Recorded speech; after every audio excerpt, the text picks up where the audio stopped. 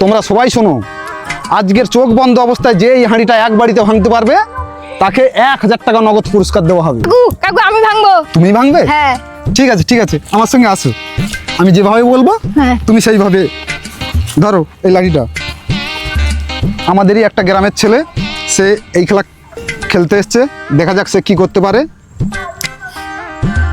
একদম সিধা গিয়ে হাঁড়িটা ভাঙতে পারলেই 1000 টাকা। ঠিক আছে, তোমাদের মধ্যে আর এমন কেউ আছে যে এই হাঁড়িটা ভাঙবে?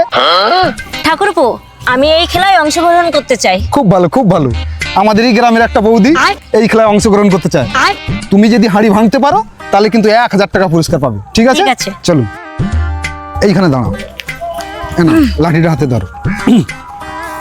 ঠাকুরপো, এমন করে চোখটা বাঁধবে যেন আমি দেখতে পাই, তাহলে আমি তোমাকে 500 টাকা দেবো। দেবে তো? ঠিক আছে, দেখতে পাচ্ছ? ঠিক আছে, যাও।